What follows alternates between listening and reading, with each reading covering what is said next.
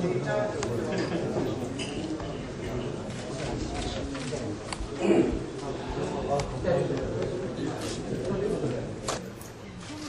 전입니다. 혹시 휴대폰 마지막으로 확인 한번 부탁드릴게요. 오늘은 첫 순서로 민주당 김한길 대표를 모시고 앞으로 민주당을 어떻게 이끌어 나갈 것인지, 또 6월 임시국회 쟁점 현안은 어떻게 처리할 것인지 들어보도록 하겠습니다.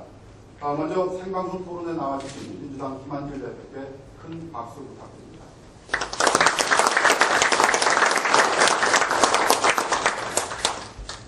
네, 그럼 오늘 토론에 참여할 패널을 소개해드리겠습니다.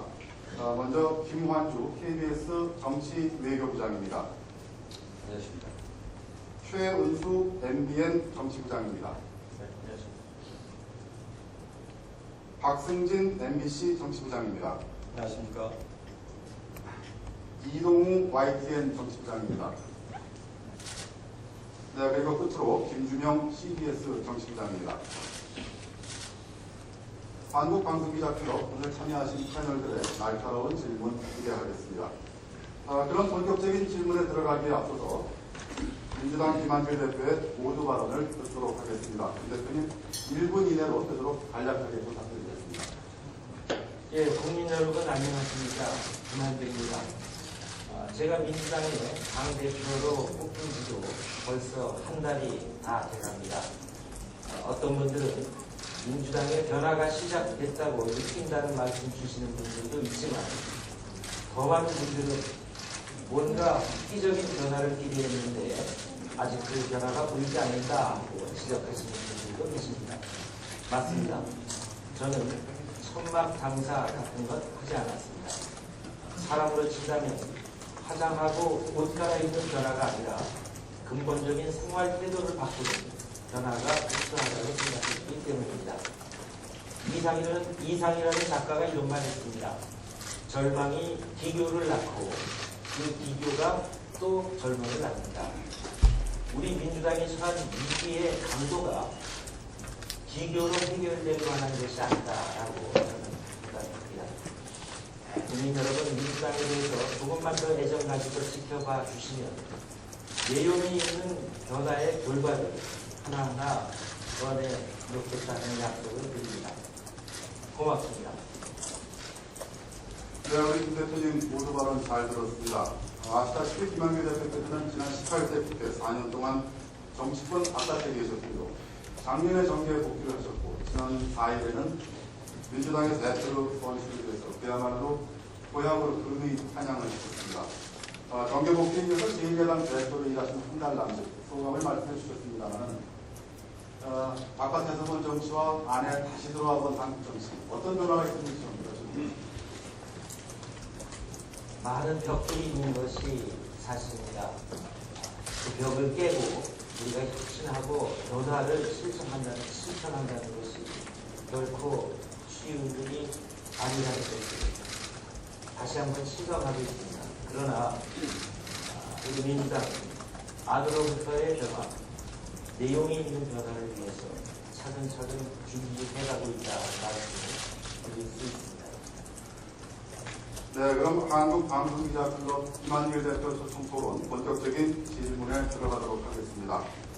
질문 답변 모두 간절하게 해주시길 부탁드리겠습니다. 먼저 KBS의 김환주 정치외교부장부터 시작하겠습니다. 네, 지난 한 달 동안 지내셨던 눈꽃을 배웠지 바쁘셨을 것이 생각을 합니다. 당시의 정리가 큰 틀에서는 매듭이 지어진 것입니다. 당대표 수락연설에서는 그 인재 영입을 통한 높은 민주당 그리고 대탕경 인사를 강조했습니다. 그런데 그 인재 영입 부분에는 지금까지의 결과를 보면 좀 미흡하다 이런 평가가 있습니다. 네, 그리고 지명직 최고위원 인선 이후에 좀 줄어들었다 이런 평가도 있습니다만 네, 여전히 저변에서는 이른바 호남 소외론에 대해서 얘기를 좀 하고 있다 이런 말도 있는데요. 네, 그래서 그 외부 인사 영입이 좀 미흡했다는 부분 그리고 호남 안대론 이른바 호남 안대론에 대해서 어떻게 생각하시는지 또 앞으로 구상이 있으시면 말씀해 주십시오. 우선 민주당의 변화가 국민들께 제대로 효과를 보이기 위해서는 새로운 얼굴이 민주당에 합류해 주셨으면 좋았겠다는 생각합니다. 정직하게 말씀드려서 지금의 민주당이 새롭고 국민들께 인정받을 만한 인물들을 영입하는 데 상당한 한계가 있다는 것을 말씀드리지 않을 수가 없고요. 호남 소외론이라고 하셨는데 저는 왜 그런 말이 나오는지 잘 이해가 가지 않습니다. 아마도 이 당대표 경선 과정에서 3명의 후보 가운데 저를 뺀 나머지 2분이 호남 출신이었는데 그분들이 당대표를 뽑히지 못했고 또 이어서 있은 원내대표 선거에서도 3분 중에 2분이 호남 출신 후보였는데 그분들이 선택받지 못한 것 때문에 아마도 호남 소외론이라는 것이 얘기되는 게 아닌가 싶습니다. 그러나 이 전남대 예를 보더라도 사실은 권리당원, 조건을 가지고 있었던 권리당원들의 상당수가 호남 유권자입니다. 그런데 바로 그 많은 호남의 유권자들이 호남의 후보를 대표로 뽑은 것이 아니라 저를 택해 주셨습니다. 호남이 소외된 것이 아니라 호남이 선택한 결과다 하는 것을 말씀드립니다. 네. 다음에 최원수 MBA 정식장 질문 이어가시죠. 예, 호남 소외론에 이어서 개파 갈등 문제를 여쭤보지 않을 수가 없는데요. 최근 언론 보도를 보면 김한길 대표 친노 지지자에게 폭력 또는 운전박해 이런 뉴스를 볼 수 있었습니다. 특히 동아마을을 방문했을 때 그리고 노무현 전 대통령 사주기 추도식 때 이런 뉴스가 있었는데요. 민주당의 불집권이 개파 갈등 문제, 특히 친노 갈등 문제를 어떻게 슬기롭게 짚어내실 계획입니다. 지금 대선 패배 이후에 전국적으로 민주당에게 쏟아졌던 민주당이 요구받았던 가장 첫 번째 것이 우리 개파주의 정치를 극복하라는 것이었습니다. 그리고 지금 민주당은 그 개파주의 정치로부터 빠른 속도로 벗어나고 있다 이렇게 말씀드릴 수 있습니다. 일부의 지나치게 노무현 대통령을 사랑하는 분들이 간혹 없었으면 좋았을 일을 발생시키기도 했지만 그러나 그런 부분 역시 빠른 속도로 쓰러져 가고 있다 이렇게 말씀드릴 수가 있습니다. 이 개파 문제는요, 저는 우리 당의 지도부로서 여러 번 일해봤는데요. 새 지도부는 이전의 지도부와 상당히 다른 내용을 담고 있습니다. 무슨 말이냐면 아니 우리 민주당에서는 이 지도부에 속한 이 최고위원들이나 당의 소위 고참위원들이 공공연하게 개파의 이해나 개파의 입장을 이야기하고 했는데 이번에 새로 출범한 우리 지도부에서는 그런 모습을 전혀 찾아볼 수 없습니다. 개파의 입장을 주장한다거나 또 개파의 이익 때문에 이런 것은 부당하다는 모습이 전혀 없다. 제가 참석해본 이 지도부 가운데 그야말로 이번 지도부는 색다른 지도부다 하는 것을 자신 있게 말씀드릴 수 있습니다. 대표님, 불편한 부분은 더 이어가야 될 것 같습니다. 당 지지율이 어때 불편한 말이죠. 생기지도 않은 안철수 신당의 절반만 되지 않습니까? 지난 24일에 나온 한 조사 결과를 보면 민주당은 18%였습니다. 민주당 41%에 절반이 안 됐는데요. 또 안철수 신당의 창당 활동을 가정한 조사 때에는 새누리당 20%, 안철수 신당 26%, 민주당은 12%로 나타납니다. 이렇게까지 된 원인 어떻게 보시는지요? 지지율을 끌어올릴 수 있는 방안 어떤 것인지 말씀해 주십시오. 여러 가지 질문을 하셨거든요.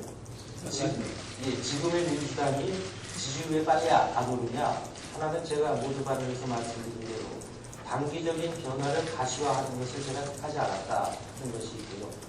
두 번째는 지난 전당대회 때 전국을 돌아보면서 우리 당원과 지지자분들을 만났는데요. 제가 생각했던 것보다 훨씬 더 큰 상처를 뚫고 계셨습니다. 이 가슴에 큰 구멍 하나씩 뻥 뚫린 채로 하루하루 세월을 견디고 계시구나 하는 것을 제가 느낄 정도의 상처, 그것들을 뚫고 계셨기 때문에 저는 그 상처가 치유되는데 시간이 좀 필요할 거다. 이렇게 생각합니다. 두 번째, 이제 안철수 의원이 만들지도 모를 신당의 지지율이 더 높다. 우리가 말로 유토피아를 얘기하고요. 또 한쪽에는 실제로 우리 현실의 삶, 고단하고 문제 많은 삶, 두 가지를 비교하면서 어느 쪽이 좋냐고 할 때 그 결과는 당연하지 않겠어요. 저는 그 안철수 의원을 중심으로 하는 세력이 만약에 신당이라는 것을 만들어서 그것이 진행되는 과정에 많은 한계에 봉착할 것이다 이렇게 생각합니다. 두 번째, 그 여론조사 결과는 민주당이 지금과 같은 민주당은 전혀 변하지 않는다는 것을 전제로 한 가상한 여론조사 결과다. 앞으로 시간이 가면서 안철수 의원을 중심으로 한 세력이 현실 정치에서 맞아야 되는 한계와 우리 민주당이 알찬 혁신을 통해서 새롭게 내보일 가능성이 포함된 여론조사를 한다고 하면 그 결과는 상당히 다른 것이 될 것이다. 저는 그렇게 생각합니다. 그 시점은 언제쯤으로? 앞으로 한 두세 달 더 필요하지 않을까요? 네, 지금 안철수 신당, 안철수 현상, 이게 아마 민주당이 참여했고 최대의 안심사의 현안이 아닐까 싶습니다. 이동호 YTN 정치부장 후속신문을 좀 이어주시죠. 예. 예, 그래서 안철수 의원의 정치 세력과 향 야권과의 정책의 핵심인데, 이와 관련해서 안 의원은 이제 민주당과의 연대나 협력보다는 독자 세력화를 추진하고 있는 상황입니다. 대표께서는 이제 안 의원의 이런 독자 세력화가 맞다고 보시는지, 또 향후 이제 안철수 의원과의 관계 설정을 어떻게 해나갈 것인지, 답변 부탁드립니다. 요새는 하여간 제가 기자분들 만나면 질문들에 대부분이 안철수 의원에 대해서 물어봐요. 저한테는 김한길에 대해서 좀 물어봐도 안철수 의원 세력이 신당으로 갈 것이냐? 정말 저는 모르죠.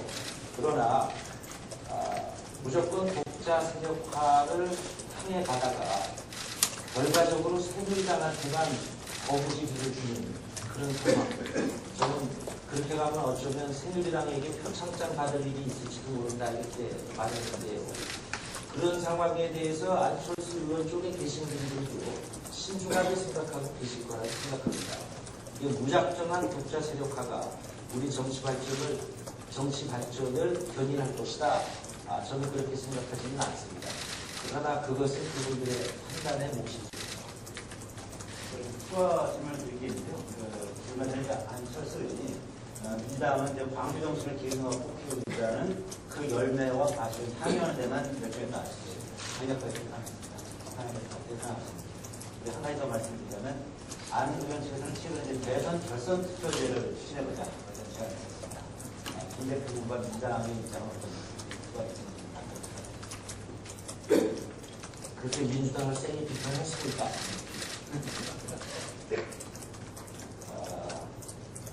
호남은 민주당에게 어머니와 같은 것입니다. 우리는 많은 것을 요구했고 많은 것을 혜택받았지만 그리고 돌려드린 것이 없는 빚이 많은 분들이 호남 분들이다 이렇게 생각되는데요. 안철수 의원이 왜 호남에 가서 그런 말을 했는지 잘 모르겠습니다. 두 번째는 결선 투표제에 대한 입장. 많은 뜨거운 토론이 필요한 사안이다 생각합니다. 자세히 이런 입장은 동의하지 않나요?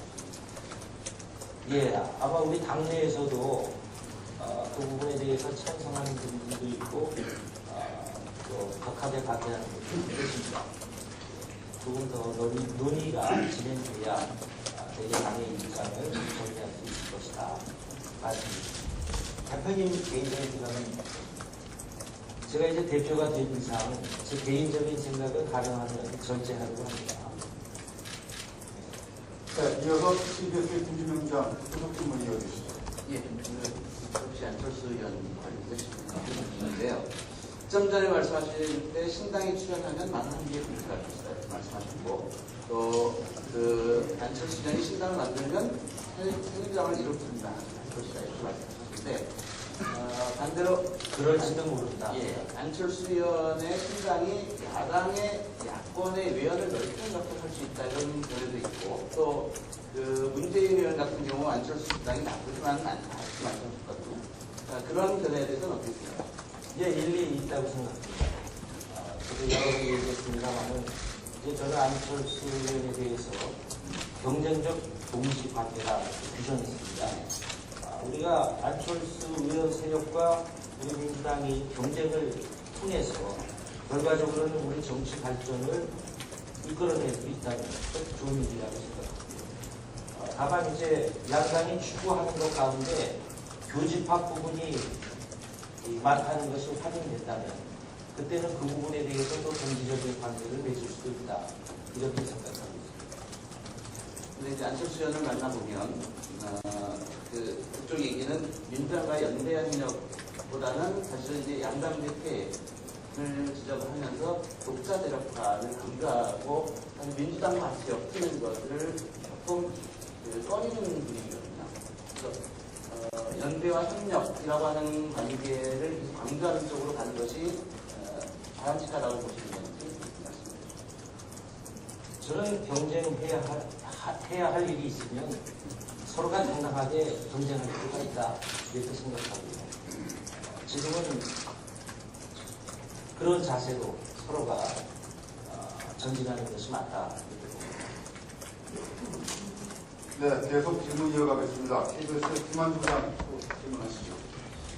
형태가 어떻게 되든지 결국 안철수 의원이 대표되는 정파가 첫 번째 도전을 한다면 그 무대도 10월 재보선이 되지 않겠냐 이런 관측이 지배될 것 같습니다. 현재로는 뭐 10보다 이런 관측도 있는데요. 민주당은 지난달 보궐선거 때는 안철수 의원의 지역구 후보를 공천하지 않았습니다. 어떻습니까? 10월 재보선에 안철수 의원 측의 인사들이 출마한다면 정면 승부를 하시겠습니까? 아니면 공조를 주시겠습니까?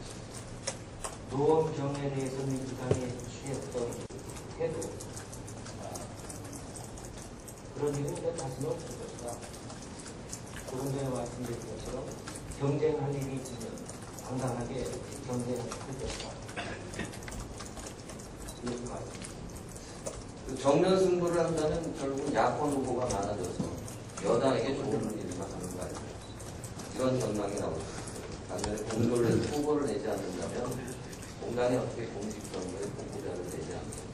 이런 비판이 나올 수 있는데 두 가지를 피할 수 있는 어떤 묘한 단점이 있습니다. 아까 말씀드린 대로 이제 안철수 의원 세력 쪽에서도 지금 지적하신 것과 같은 고민을 진지하게 하고 있을 거라고 생각합니다. 그러나 이제 연대나 후보 단일화 같은 그런 모양새가 국민들께 대단히 이제 정치 공학적으로 비친 연대인데 효과도 예전 같지 않은 건 아니겠습니까?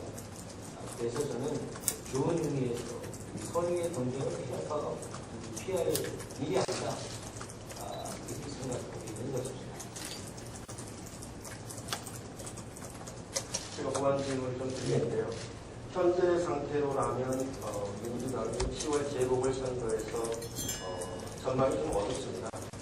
이렇게 될 경우 안철수 신당의 지지율이 우리 민주당보다 더 높게 나오거나 아니면 같은 선거구에서 민주당 후보가 안철수 신당 후보에게 지는 그런 경우들이 나오게 되면 당 지도부 책임론이 돌출될 수밖에 없습니다. 이런 위기를 어떻게 슬기롭게 극복해 나갈 계획입니다. 저에 대한 책임론이 제기되는 것이 의미라고 생각하지 않고 그런 일도 있지 않아야 된다고 생각합니다. 두 가지 의미 있는데요. 하나는 우리가 선거에서 그렇게 일반적으로 문제된 일이 있어서도 안 되겠고요. 두 번째 또 10월 재보궐선거에서 우리가 만족할 만한 성과가 없었다고 해서 그만들이 이제 그만해라 이런 얘기도 나오지 않을 것 같습니다. 지금 민주당이 많은 변화와 혁신을 차분하게 준비하고 있습니다. 그 결과들이 10월 재보궐선거가 있기 전에 국민들께 보여지리라고 생각합니다. 그럴 때에 민주당의 저력이라는 것이 확인될 것이고 너무 부정적인 이 과정을 통해서 여러 가지 지금 계속하시니까 제가 사실 좀 답답합니다. 네. 그럼 답답하십니까? 그러면은 그 10월 재보궐선거에 전에 민주당의 새로운 모습, 혁신적인 모습을 보여줄 카드라도 지금 차분히 다 준비에 들어갔습니다. 제가 이 말을 앞세우는 사람이 아니기 때문에 무슨 일이 이런 것이 나온다 이렇게 말씀드리지는 않겠습니다만 6월, 7월, 8월 다 민주당이 변하는 모습들을 보게 되시죠. 네, 과연 민주당이 변하는 그 모습을 지켜보겠습니다. 고맙습니다. 차기 대선을 거론하면 너무 이런 감이 분명히 있습니다. 근데 관심을 가질 수밖에 없는 건 그래도 다음에 어떤 분들이 잠정이 될 수 있느냐 이런 부분이 어떤가요? 최근 이 문재인 의원 특히에서 패킹의 폭을 좀 많이 넓히고 있는 모습을 보이고 있는데 여전히 민주당의 비난이다 이렇게 말씀하실 수 있습니다. 또 한 가지는 박원순 서울시장의 역할도 거론이 많이 되고 있습니다. 박서울시장의 평가를 예, 우리 민주당에는 차기 주자로 말해주고 있는 분들이 참 많지요. 네, 문재인 후보뿐만 아니라 스마트 분들과 정세균 지난번에 후보로 뛰셨던 분들도 있고 말씀 주신 대로 박원순 서울시장, 송영기 인천시장, 안희정 충남도지사 다 지금 이제 차세대 주자로 얘기되고 있지 않습니까? 저는 그분들이 자기 자신을 알리고 자기가 추구하는 바 가치를 정확하게 밝히고 하는 활동들이 적극적으로 있었으면 좋겠다는 생각하고 있습니다. 문재인 의원을 따로 만났을 때도 제가 이런 말씀을 드렸고요. 무슨 문재인 전 후보에게 뿐만 아니라 민주당이 가지고 있는 소중한 자산으로 이해되는 모든 분들이 열심히 정치적으로 자기 몫을 늘려 확장해가는 것이 좋겠다. 기본 생각을 가지고 있습니다. 지금 시점에 있어서 대안으로 보시는 분이 있으시다면 한 분을 꼽으라 그랬는데 여러분을 꼽으셨다. 다들 다 우리 당 입장에서 보면 정치적으로 큰 자산들이 그분들 중에서 이제 역동적인 경쟁 과정을 통해서 2017년에 우리 주자가 나올 수 있을 것이다. 짧게 박원순 서울시장에 대한 평가는 말씀을 안 하셨는데요. 박원순 시장도 아까 말씀드렸죠. 지난해에 대선에 나왔던 후보들 말고 다음에는 박원순, 홍영길, 안희정 같은 방역 단체장이 있다는 말씀드렸고요. 박원순 시장도 상당히 국민들로부터 지금 기대를 보고 있는 예비 주자 중에 한 분이 아닐까 이렇게 보고 있습니다. 자, 마이크는 이동훈 부장 좀 질문 하시죠. 예. 아까 대표님께서는 이제 당 정치를 천천히 68을 전당대회 과정에서는 이렇게 말씀하셨습니다. 지독한 혁신을 보여주겠다. 제일 욕을 많이 먹는 당대표가 되겠다. 이렇게 아직까지는 아까 말씀드렸듯이 각설이 없어 보입니다. 지독한 혁신을 하는 게 주로 기득권을 내려놓는 그런 것이 제가 될 것 같은데요. 지역구 다선 의원들이 불출마를 한다든지 지역구 의원이 지방선거 공천권을 회복된다든지 이런 것들을 얘기할 수 있겠는데 그럼 구체적으로 어떤 것을 좀 거론하고 계십니까? 또 아까 말씀하신 것처럼 욕을 많이 먹겠다고 하셨는데 현재까지 욕을 전혀 안 먹고 계신 것 같아요. 어떤 악역을 맡으려고 하십니까?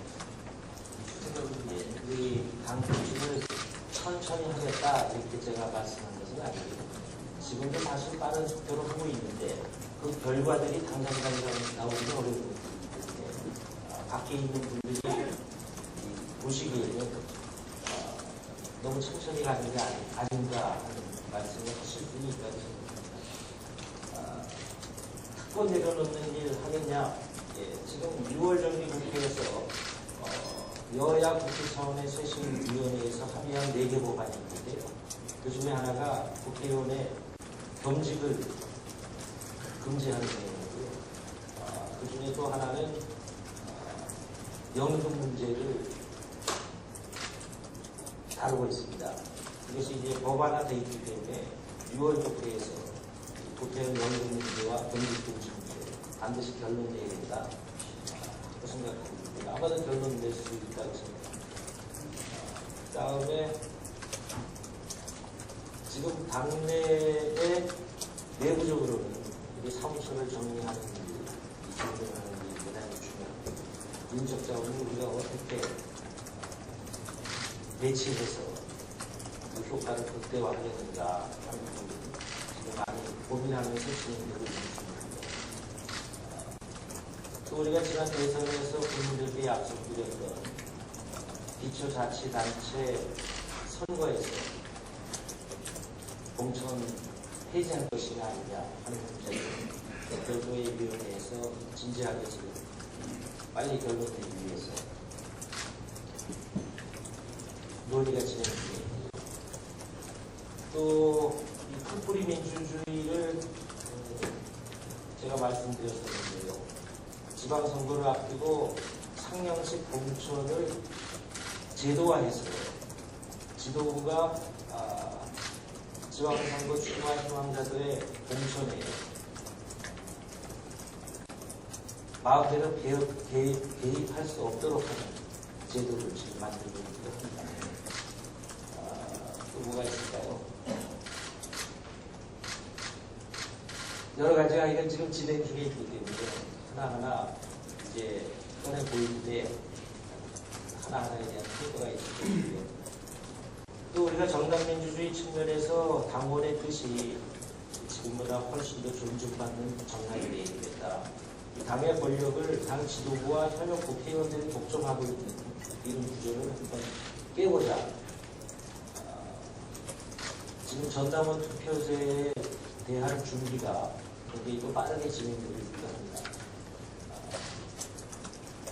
그런 부분이 이제 기술적인 그 준비가 이제 끝나면 제대로 이제 실천 단계를 가는데 그렇게 된다면 우리 정당사에서 아직 물론 그 군서 정당에서는 뭐 경험이 있습니다만은 양대 정당에 속하는 이 정당에서는 최초의 일이 되지 않습니다. 네, CBS 김준명 부장 질문하시죠. 예, 민주당은 지난 전당대회에서 당원 당규를 수정했죠. 그래서 중도로 의원을 확대하자, 그래서 좀 지지층을 넓히자 이런 쪽인 것 같은데 자칫하면 민주당이 좀 설명성을 잃고 좀 우클릭하는 거 아니냐 이런 의견도 있습니다. 그래서 예를 들면 구체적인 법안에서 새누리당이 좀 실무보다 민주당 내는 법안이 조금 더 보수적이다 이런 평가를 받는 경우도 있거든요. 그래서 이렇게 조금 그 정책과 노선의 수정이 너무 우클릭하는 거 아니냐 이런 우려가 있는데 이거 어떻게 생각하시는지. 또 하나는 그동안 이제 그 대선 때 민주당이 진보 정당하고 정책 연대를 하지 않았습니까? 진보 연대를 했는데 앞으로도 이제 이런 진보 세력과의 연대는 어떻게 나가실 생각인지 정한 말씀입니다. 저는 민주당이 우클릭 됐다고 보지 않습니다. 저는 전당대회 과정을 통해서 민주당이 추구해야 할 지향성에 대해서 국민 생활의 균등한 향상을 얘기했습니다. 그것은 우리 헌법 전문이 요구하고 있는 헌법 가치입니다. 국민 생활의 균등한 향상을 우리 당이 추구할 때 그것이 우클릭인지 좌클릭인지 그렇게 단정적으로 누구도 말할 수 없다고 생각합니다. 이제 그 균등하지 않은 부분을 우리가 갑을관계라고 얘기하는 거 아니겠습니까? 그래서 우리가 갑을 위한 민주당, 갑을 위한 유월국회를 만들겠다 이렇게 얘기하는 것입니다. 그를 위한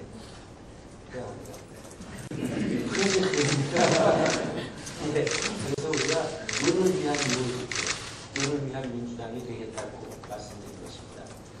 그 부분을 가지고 우클릭이다 좌클릭이다 하라고 규정하는 것은 저는 적절치 않다고 생각합니다. 또 하나 뭐 진보 정당과의 글쎄요, 지금 진보 세력이 이 두 개의 당으로 나뉘어 있지 않습니까? 진보 세력 역시 지금 내부적인 혁신의 과정이 있다고 생각합니다. 그 과정을 국민과 함께 조금 더 지켜보겠습니다. 네, 방송기자 클럽 김한길 민주당 대표 토론. 지금 예정된 시간에 반을 좀 넘겼습니다. 지금까지 민주당의 당내 문제에 대한 그 의견을 들어봤는데 다음 주제로 넘어가기 전에 제가 가벼운 질문 하나 드리겠습니다. 네. 사실 정치인이라면 누구나 좀 더 젊고 활기차게 보이기 위해서 많은 노력을 하기 마련입니다.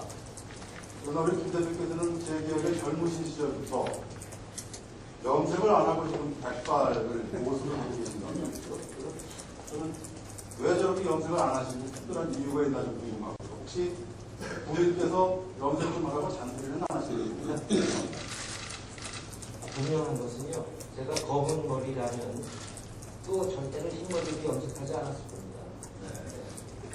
그냥 생겨먹은 대로 사는 게 맞다 이렇게 생각하고요. 저는 사실 뭐 자랑은 아니겠습니다만은 세수하고 얼굴에 뭐 발라본 적도 없고요. 머리를 뭐 단정하게 빗을 두고 기름칠해서 빗어본 적도 없습니다. 저는 남들을 볼 때도 겉모습을 가지고 그 사람을 평가해서는 안 된다고 생각하고 있는 것처럼 제 자신도 겉모습에 의해서 남을 평가하는 것은 제가 그런 일이 없도록 만들어야겠다 생각하고 살고 있습니다. 우리 집사람이 염색하면 좋겠다고 결혼 준비에서 많이 맡았죠. 근데 제가 거창하게 말하면 제 인생 철학을 가지고 욕을 앞에 했습니다. 앞으로 그럼 머리 검은 머리하고 해주신 건 볼 기회가 없는 거군요. 예, 그렇게 하고 알겠습니다. 네. 조금 긴장이 되실 것 같아서 제가 가벼운 질문을 하나 드렸습니다. 계속해서 정치 현안에 관한 질문 이어가도록 하겠습니다. KBS의 김한주 부장 계속하시죠. 대표께서 이제 다음 주면 팀 판단을 받으시는데 다음 주에는 박근혜 정부도 이제 출범 계기를 받게 됩니다. 박근혜 정부의 출범 지난 100일 동안의 공무원을 어떻게 평가하시는지 박근혜 정부가 그동안 가장 잘한 일 그리고 가장 잘못한 일 그거 한 가지씩 설명을 드리겠습니다. 박근혜 정부가 100일 동안 가장 잘한 일을 이거 하나는 정말 잘했다. 이렇게 제가 분명하게 자신 있게 말할 수 있으면 좋겠는데 참 안타깝게도 그런 일이 쉽게 떠오르지 않는 게 사실입니다. 앞으로 이제 200일, 300일 제가 되면서 그런 일들이 많이 기대합니다. 또 그럴 수 있을 것이라고 생각합니다. 가장 잘못한 일? 지금 이제 우리 당에서는 불통, 불안, 불신, 3불이 박근혜 정부 회기에 결과나 된다고 발표한 걸 알고 있습니다. 또 인사 문제에 대한 여론을 무시한 불통, 또 한반도 위기 상황이 박근혜 정부 출범 이후에 보여진 것에 대한 불안, 또 대선 과정에 공약했던 것들이 얼마나 빠른 속도로 제대로 지켜지고 있는가라고 할 때 불리한 부분이 너무 많다는 지적했습니다. 어쨌든 좀 200일, 300일 될 때에는 기자회견도 좀 하셔서 스스로 우리 정부가 이런 일을 해냈다 당당하게 자랑하실 수 있게 되기를 기대합니다. 개인적으로 제가 조금 불만이 있다면 이거 뭐 농담입니다만 그 윤창중 씨 사건을 대통령께서 수습하시면서 한길 사람 속은 모른다 이렇게 해가지고 각 신문이 보니까 처음부터 그렇게 제목을 뽑았어요. 근데 왜 그 수습하는 과정에 굳이 제1야당 대표를 연상하게끔 그런 말씀을 하셨냐? 우리 가게 또 추미 의원이 저한테 얘기해서 무슨 일이 잘해주셨으면 좋겠습니다. 네, 오늘 다뤄야 될 주제들이 사실은 우리 복잡한 국정 현안만큼이나 많습니다. 이제 최근에 남북 관계들 여러 가지 좀 가장 중요한 문제인데 이 문제로 좀 주제를 바꿔보겠습니다. 최훈 부장 질문하시죠. 네, 새 정부 들어서 남북 관계가 최악의 상황을 갖고 있는 것 같습니다. 핵실험을 하고 미사일을 쏘고 또 해son 공장이 폐쇄됐습니다. 그리고 6.15 행사, 공동 개최에 대해서 최종적으로는 불어 입장을 밝혔고 또 대화를 위한 대화를 하지 않겠다 하는 입장을 분명했습니다. 이와 같은 박근혜 정부의 대북 정책이 맞는 방향으로 가고 있다고 평가를 하시는 것인지 또 민주당이라면 어떤 대법으로 남북 관계를 보갈 계신지 말씀해 주십시오. 조금 전에 이제 잘한 점과 잘못한 점 저한테 물어보셨지 않습니까? 제일 제가 안타깝게 생각하는 것은 한반도의 긴장 상황이 고조되었습니다. 두 번째가 이제 민생이 나오는 데는 조심조심 긴장. 어쨌든 이 한반도의 긴장 완화, 한반도의 평화를 지키는 것은 너무나 중요합니다. 이 점에 있어서 저는 그 박근혜 정부가 특히 대통령께서 전향적인 입장을 좀 가지셔야 한다. 그렇게 생각합니다. 지금 북한의 시진핑 주석이 비핵화를 실현하기 위한 육자회담이 필요하다고 이렇게 말하고 있지 않습니까?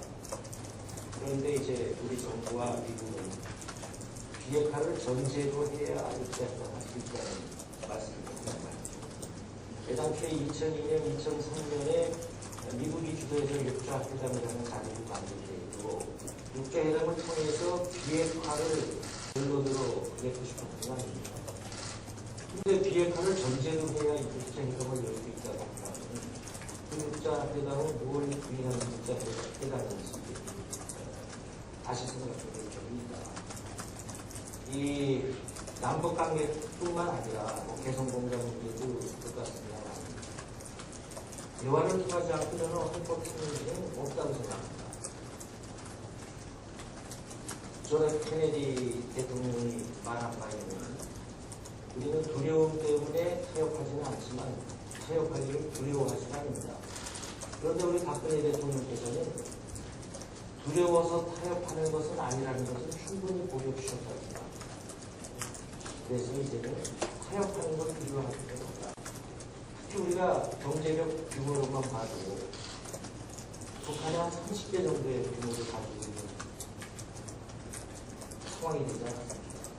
우리가 북에 대해서 북이 좀 억지를 쓴다고 해서 그것을 좀 받아준다고 해서 우리가 체면을 흘린다거나 부력적이지 않다.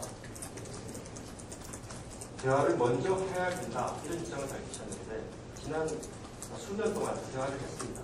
북과 대화를 했지만 그들은 대화 이면에서 다른 술수를 그리고 있었습니다.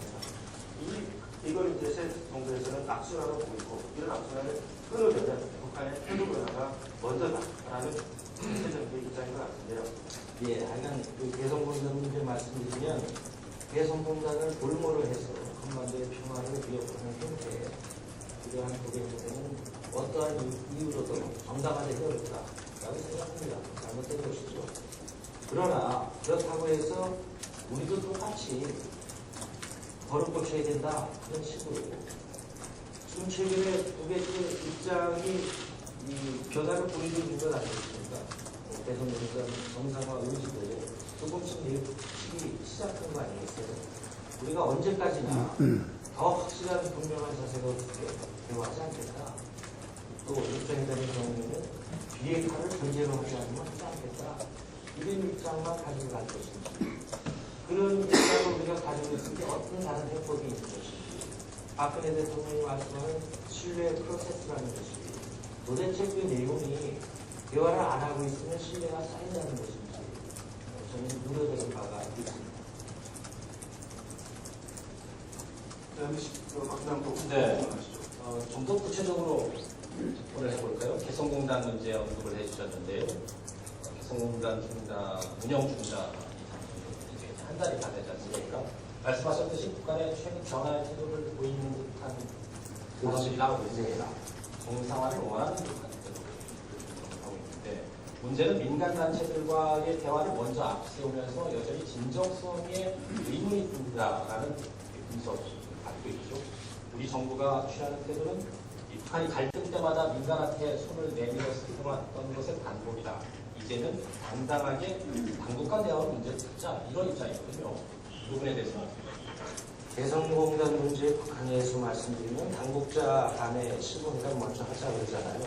근데 그 실무회담의 의제가 개성공단 정상화가 아니고 지금 개성공단에 이 들어가 있던 기업들의 완제품이나 부품들을 가져오게 하는 지금 실무회담을 하자는 거 아니에요. 그러니까 사실은 그것보다는 훨씬 앞서서 개성공단을 정상화시키겠다는 의지가 우리 정부에 있는 것이 우리가 중요한 것이고 거기에 가는 과정에 민간을 앞세우는 것이 결코 나는 어색한 일이 아니다. 지적하신 바대로 우리가 북한에게 많이 당한 것이 있죠. 끌려다니는 것도 있었고. 그러나 그렇다고 해서 북이 무슨 말을 하든 우리는 우리가 원하는 얘기하기 전에는 절대 대화 안 한다. 이렇게 해가지고 도대체 문제가 풀릴 수 있겠습니까? 우리가 이렇게 긴장 상태가 자꾸 고착화되려고 하는 이런 상황에 있을 때 많은 외국의 사례에서도 볼 수 있듯이 이 선민 후반 민간을 먼저 앞세워서 대화가 되면 나중에 또 반이 나선다. 선의 후난 쉬운 것도 풀고 어려운 건 나중에 난다. 선경 후정 경제적으로 먼저 교류하게 하고 뒤에 정치가 나선다. 뭐 이런 거 아니겠어요? 근데 우리 정부는 지금 7부자 회담 지금 얘기하신 그 내용도 개성공단 정상화하는 실무 회담을 하자고 우리 정부가 북에다 얘기하고 이거하고 좀 다르지 않습니까? 그래서 저는 우리 정부의 개성공단 정상화 의지가 더 분명하게 있어야 한다고 보고 개성공단이라는 것이 얼마나 중요한 역할을 하고 있었습니다. 이 남북 분단의 한반도의 불안정성에 대한 국제사회에 대해서 해소하는 역할을 단단히 해냈고 또 북한 군이 있던 탱크가 있던 자리를 밀어내고 지금 공단이 들어가 앉은 거 아니겠어요? 지금 이 개성공단이 가지는 한반도의 평화에 대한 상징성 이런 것들을 우리가 함부로 가볍게 여겨서는 안 된다라고 생각합니다. 저렇게 다시 좀 여쭈면 우리 정부가 정상화를 안 하겠다고 말한 적이 없는 거 아니겠습니까? 정상화는 하겠다고 정상화 의지가 있다고 하면서도 그래서 지금까지 해왔던 여러 다른 방법 말고 이제는 규범을 갖고 공식적인 절차로 당당하게 얘기를 해보자는 게 정부의 입장인 것 같습니다. 이 부분에 대한 평가가 있으셔야 합니다. 당당하게 하자는 것이 지금 우선 하나는요. 개성공단 입주업체들이 지금 방문 신청하는 것을 승인 안 하고 있지 않습니까? 사실 그분들 입장에서는 개성에 있는 그 자기네 회사가 소위 이 사유재산이잖아요. 그 사유재산 자기 것을 가서 좀 보겠다는데도 우리 정부가 그걸 막고 있어요. 또 6.15 공동선언 기념식을 뭐 개성에서 할 수 있다. 남측면에 와도 좋다. 우리 정부에서 안 된다고 하니까 당국자도 같이 와도 좋다. 지금 북의 태도에는 분명한 변화가 있거든요. 저는 대화하는데 만족이 이유가 없다. 이렇게 생각하는 것입니다. 자, 지금 북한 문제 지뢰 응답만 들어봐도 얼마나 참 풀기 어려운 문제인지를 거듭 확인하는 선에서 이 문제는 이 정도로 마무리 짓고요. 다음 주제로 넘어가 보도록 하겠습니다. YTN 이동우 부장 질문하시죠. 예. 이제 대표님 이제 취임하신 지 한 달 정도 됐고요. 네. 다음 주는 이제 대통령 그리고 여야 대표가 이제 회동할 가능성이 많은데 아직 그 청와대에서 통보는 됐었죠. 그런 통보가 아니고 이제 우리 쪽과 청와대가 지금 의제와 형식에 대해서 논의를 진행 중에 있습니다. 예. 그러면 이제 다음 주쯤에는 이제 회동이 이뤄질 가능성이 높아 보이는데요.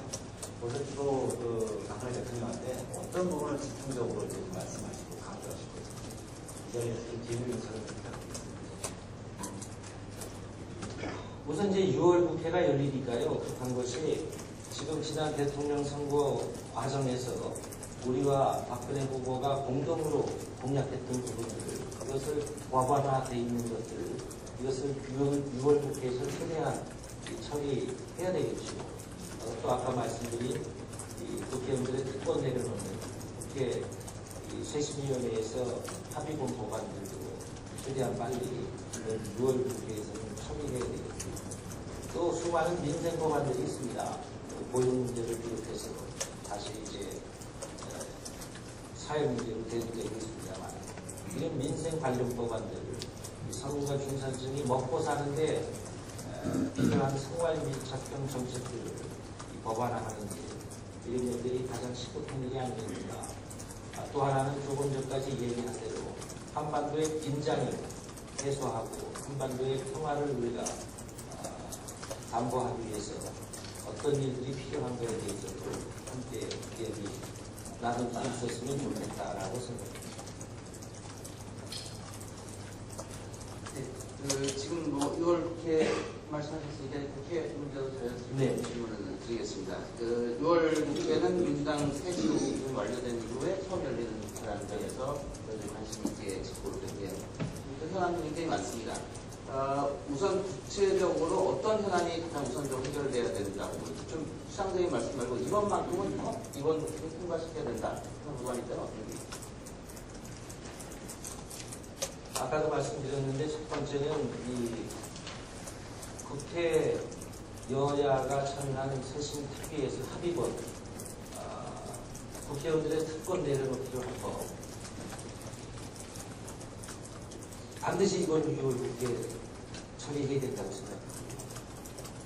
거듭되는 얘기입니다만 대선 과정에 양당이 공동으로 공약했던 부분들 법안화한 것 이게 한 지금 60여 개가 남아 있습니다.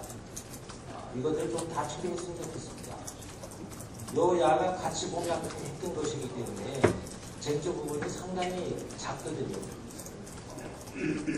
경제민주화를 위해서 필요한 것들이지요. 그리고 결과적으로는 우리가 말하는 우리 사회의 을들을 살리고 지켜내는 법안들이라고 할 수 있습니다. 60여 개의 공동공약을 제한 법안 반드시 처리하고 있습니다. 그 다음으로는 이제 민생과 관련된 특별히 국민들이 먹고 사는 문제 해결해내기 위해서 반드시 필요한 법안을 최대한 처리해내는 이걸 되어야 된다고 생각합니다. 정치개혁이나 민생, 경제민주화법 이 범주에 들어가진 않죠. 요즘 이제 국민들이 굉장히 큰 관심을 갖고 있는 문제가 있습니다. 전두환 전 대통령이 비롯한 추징금 이제 시효가 올 10월로 끝나기 때문에 그 조치를 취하려면 6월 국회에서 처리해야 되는 거 아니냐 법안을. 네. 그런 주장이 있는데 이 부분에 대해서는 일단 어떤 구체적인 준비를 하고 있습니다. 아직 뭐 당론화되어 있는 것은 아닙니다만 민주당이 아마 최재성 의원이 관련 법안을 낸 것으로 알고 있습니다. 아마 국민들에게 크게 박수받을 법안이다 라고 저는 생각합니다. 그러니까 법안은 돼 있는데 이제 처리 의지가 문제죠. 그러니까 법안을 낸 것만 가지고는 박수 치는 미흡한 것 같고 이게 어떻게 처리되는지. 물론이죠. 또 처리해야지. 아마 지금 그 관련법에 대해서는 여당에서도 심하게 박대할 명분이 없지 않겠습니까? 다음 출장 질문 네. 경제 민주화와 갑과 을의 문제, 이게 이제 사회적 화두가 되고 있습니다. 새누리당은 갑과 을의 상생을 주장하고 있는 데 반해서 민주당은 을의 눈물을 닦아주는 정당, 그래서 을을 유독히 강조를 많이 하고 있습니다. 그렇다면 민주당은 갑은 버리겠다 이런 뜻인지, 아니면 우리가 을을 볼 때도 경우에 따라서는 을이지만 어떤 관점에서 보면 갑에 위치해 있는 경우들이 상당히 많습니다.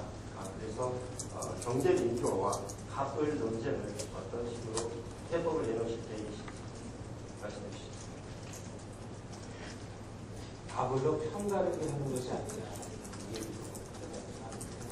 갑을 문제라는 것이 편가르기가 아니고 편이 갈라져 있는 거 아니에요. 바람직하지 않게. 우리 이제까지 경제 성장은 경제력 집중에 의해서 진행되어 왔고 그 결과 양극화가 심화된 걸 알고 있습니다.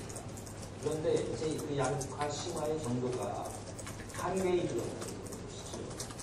이런 상태의 양극화는 우리 경제가 더 발전할 수 없다. 최근에 이제 우리 경제 성장률이 발표되는 걸 봐도 아시겠지만 이 상태를 그대로 놔두고는 우리 전반적인 지속적인 경제 성장 어렵다는 걸 이제는 다 되게 인정하는 거 아니겠습니까? 그러니까 우리의 특대의 문제들, 그 문제를 제대로 우리가 살려내고 해결해야 갑의 경쟁력도 제고되는 거죠. 그럴 때 국가적으로도 지속 가능한 성장이 지정될 것이다라고 보는 것입니다. 이 갑의 문제는 지금 우리는 경제민주화를 통해서 갑의 횡포로 인한 경제적 불이익을 감당하고 있는 꿀들을 우선적으로 말하고 있습니다만 그분들만이 우리 사회의 을은 아니죠.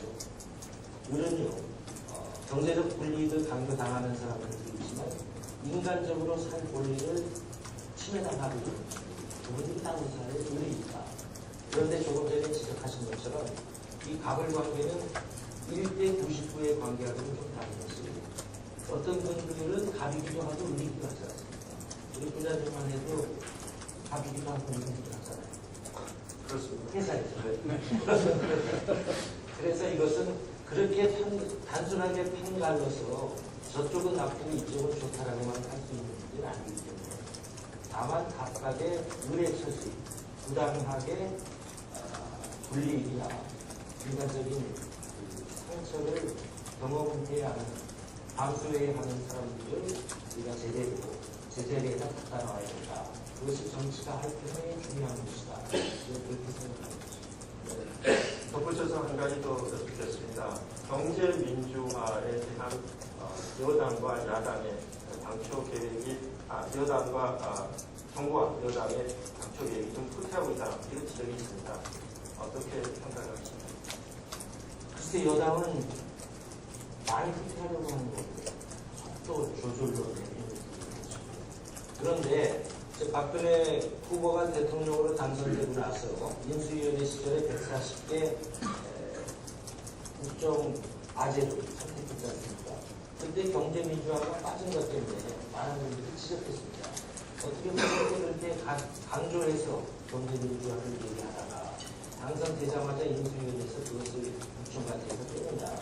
그런데 이제 며칠 전에 다시 국정과제 정리한 거 보니까 경제민주화가 다시 살아나더라고요. 저는 이건 참 좋은 일이라고 생각해요. 우리가 5월 한 달 동안 을을 위한 경제민주화 이 얘기가 왔는데 아마도 그런 야당의 주장이 다시 국정과제 140개 중에 경제민주화를 포함시키도록 만든 것이 아닐까. 그렇다면 그것은 참 좋은 일이다. 서로를 위해서. 자, 열띤 토론이 진행되다 보니까 시간이 벌써 많이 흘렀습니다. 한 가지쯤 질문을 더 받으실 수 있을 것 같은데요. 어느 분께서 해주시겠습니까? 네, 이동부 장하시죠. 예, 이제 개헌 관련해서 네. 여야 원내대표가 국회의장 산하에 개헌 관련된 시세에서 하려고 했지만 국회의장 반발로 처음부터 삐걱거리지 않습니다. 대표께서는 개헌에 대해서 어떤 생각을 가지고 있습니까? 개헌을 한다면 언제 가서 개헌을 주로 그 권력 구조가 바뀌어야 된다. 대통령에게 지나치게 권력이 집중되어 있는 건 문제있다 하는 말씀을 많이 하십니다.